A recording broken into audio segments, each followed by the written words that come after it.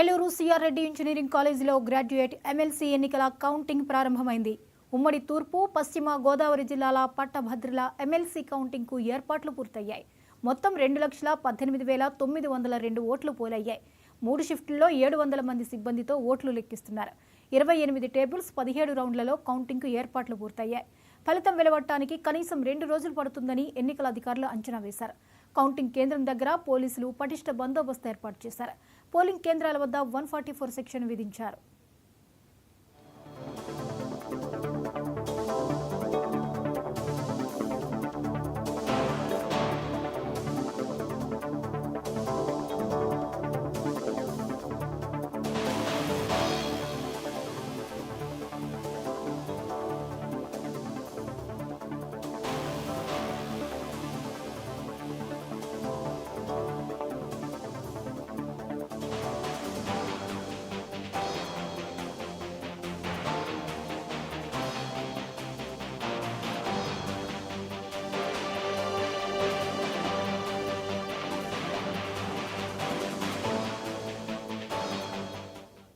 Eluru CR Reddy engineering కాలేజీలో graduate MLC ఎన్నికల counting ప్రారంభమైంది.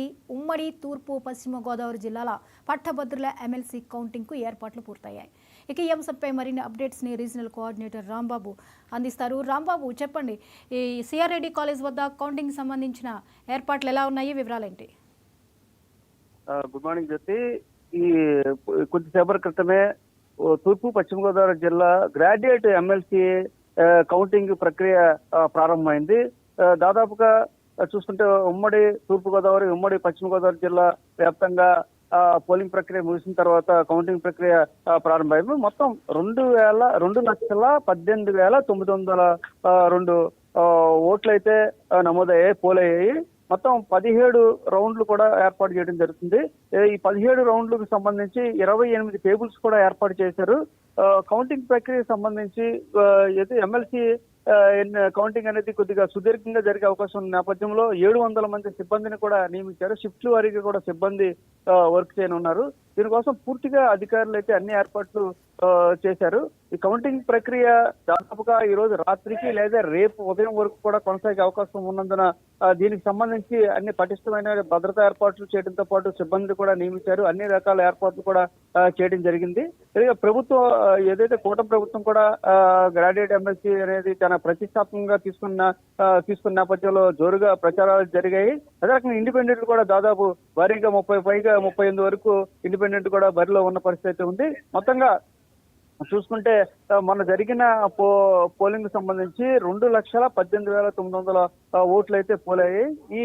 ఈ పోలైన ఓట్లను 17 రౌండ్లుగా విభజించడం జరిగింది. ఈ 17 రౌండ్లు కూడా 28 టేబుల్స్ ఏర్పాటు చేశారు. అదే రకంగా 28 టేబుల్స్ తో పాటు సిబ్బంది నియామకం కూడా చేపట్టడం జరిగింది. ఏదైతే ఆర్ఓల సమక్షంలో పోస్టల్ ఓట్లు కూడా ఆర్ఓల సమక్షంలో లెక్కించనున్నారు.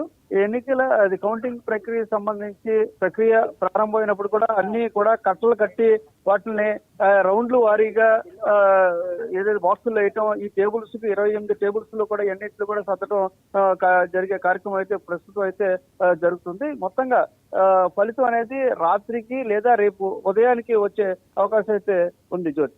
అంటే రాంబాబు, ఇది కాస్త ఎక్కువ సమయం తీసుకుంటుంది కౌంటింగ్ ప్రక్రియ నేపథ్యంలో. సో దీనికి పర్యవేక్షణ విషయంలో కానీ, భద్రత విషయంలో కానీ అధికారులు ఎలాంటి జాగ్రత్తలు తీసుకున్నారు?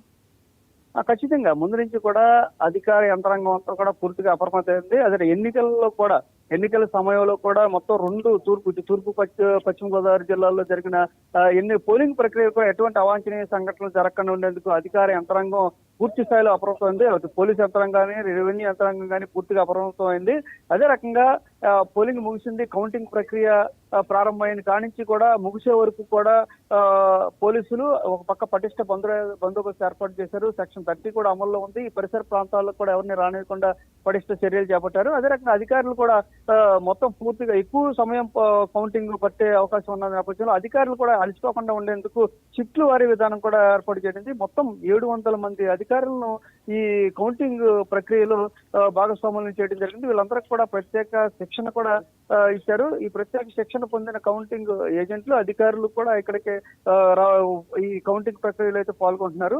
సాధారణ ఎన్నికల సమయంలో ఓట్లు లేకపోతే ఈవీఎం మెషిన్ ద్వారా చాలా ఈజీగా ఉంటుంది. కానీ ఇప్పుడు బ్యాలెట్ పేపర్లు అదే రకంగా ఇక్కడ అభ్యర్థులు కూడా ఎక్కువ మంది ఉండటం, అదే రకంగా ఇక్కడ ప్రాధాన్యత ఓటుని ముందుగా చూసుకుంటారు. మొదటి ప్రాధాన్యత ఓటు, రెండవ ప్రాధాన్యత ఓటు, మూడవ ప్రాధాన్యత ఓటు, అలా ప్రాధాన్యత ఓట్లు కూడా ప్రాధాన్యత ఉంటుంది. కాబట్టి ఎన్ని లెక్క ఓట్లు 2,18,902 అయినప్పుడు కూడా కౌంటింగ్ ప్రక్రియలో మాత్రం ఆలస్యమయ్యే పరిస్థితి ఉంది. ఈ ఆలస్యానికి సంబంధించి నైట్ కానీ లేకపోతే రేపు ఉదయం వరకు కూడా ఈ కౌంటింగ్ ప్రక్రియ కొనసాగుతుంది. ఫలితం అర్ధరాత్రి కానీ తెల్లవారుజాము కానీ ఫలితం వచ్చే అవకాశం ఉంది. దీనికి సంబంధించి అన్ని రకాల ఏర్పాట్లు అయితే అధికారులు చేపట్టడం జరిగింది. Right, thank you Rambabu.